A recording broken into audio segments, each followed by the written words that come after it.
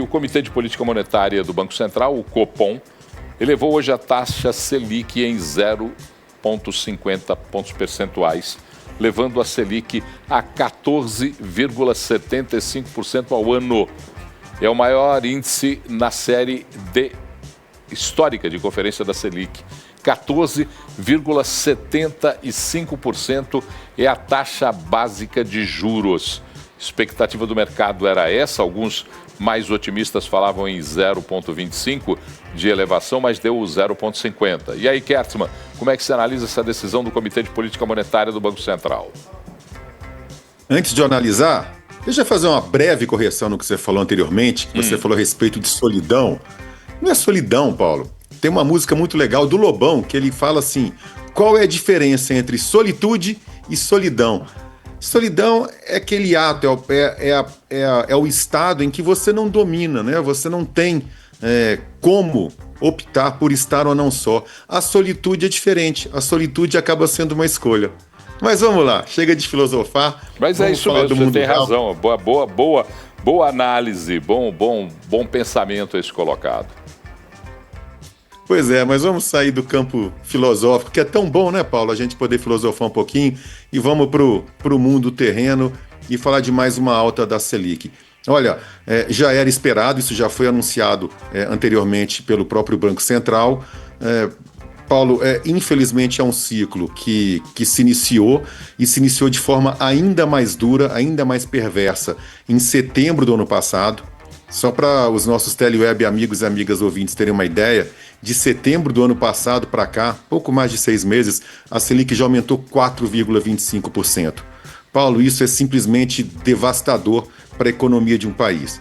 Isso é devastador para qualquer empresa que esteja endividada, porque ela carrega um custeio de juros, um custeio, um financiamento da sua dívida de forma cruel, muitas vezes de forma até impossível de lidar, por isso que tantas empresas acabam até recorrendo à falência, recuperação judicial e até mesmo quebram, porque de fato não tem como carregar juros, Paulo, num valor desse tamanho.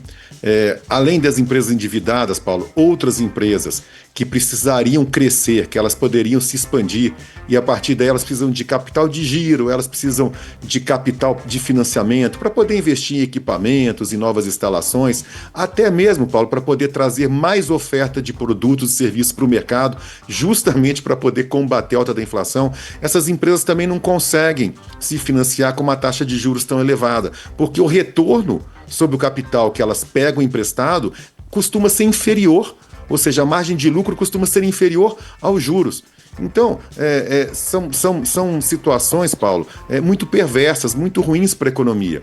Para o cidadão comum, também, Paulo, é para lá de trágico, porque o cidadão que precisa de um crédito emergencial, que precisa até mesmo de um crédito consignado que é mais baixo, mas ainda assim em valores muito elevados, pessoas que estão no cheque especial, enfim, não tem ganhador nessa história de juros altos. Aliás, nem os próprios bancos.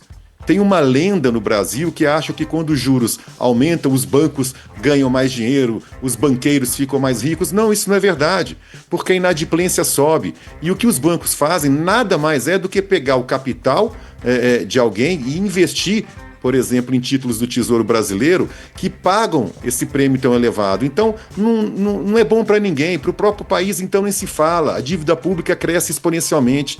O problema, Paulo, é que o Brasil não encontrou ainda um outro mecanismo de tentar frear a inflação, senão com juros altos. Só que, Paulo, esse remédio não funciona. As causas da inflação do Brasil, elas são estruturais. Hoje em dia a gente nem tem uma inflação tão clássica assim por causa de oferta e demanda. A gente não tem desabastecimento, por exemplo, a gente não tem carência de bens e de serviços. O que a gente tem é um mercado consumidor que precisa ter acesso a determinados bens e serviços. A taxa de desemprego está muito baixa, esse mercado está aquecido e por causa disso não há espaço para diminuição de preço. Mas a gente tem que levar em conta também, Paulo, um cenário externo completamente adverso, com toda essa guerra comercial que o Trump está travando. A gente tem as oscilações de câmbio. Enfim, é tudo muito complexo. Não dá para colocar toda essa conjuntura na simples subida ou não de juros para resolver o problema da inflação. Agora, eu repito, o Banco Central, o Brasil como todo, ainda não encontrou outra maneira de lidar com a inflação senão essa, infelizmente. E a questão central, daqui a pouquinho vou divulgar aqui o que a FIENG, através do seu presidente Flávio Rosco, divulgou agora em nota. Mas a questão central é que o Banco Central, o Comitê de Política Monetária, ele não faz outra análise que não o da inflação. A forma como vê, eles chamam de mandato, o mandato do Banco Central é com foco na inflação. Não há outro cenário que é considerado pelo Banco Central. E quando você vê um governo que não faz ajuste fiscal, um governo que não contém os seus gastos, que não consegue diminuir aquilo que não é discricionário, porque discricionário já está protegido, tem que fazer mesmo.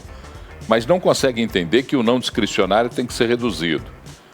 Aí o Banco Central olha para esse cenário e fala, opa, nesse cenário não vai ter desaceleração da inflação, não. Muito pelo contrário, vai ser cada vez pior. E o sinal que o Banco Central emite é o único possível para eles.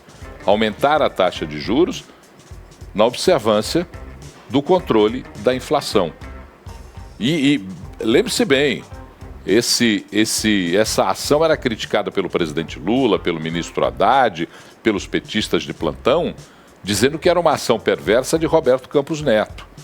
Hoje, quem está à frente do Banco Central é um indicado por Lula, é Gabriel Galípolo, que continua com o mesmo processo de condução. Por quê? Porque não há outro processo. A autoridade monetária é autônoma e ela tem que olhar mesmo para esse controle.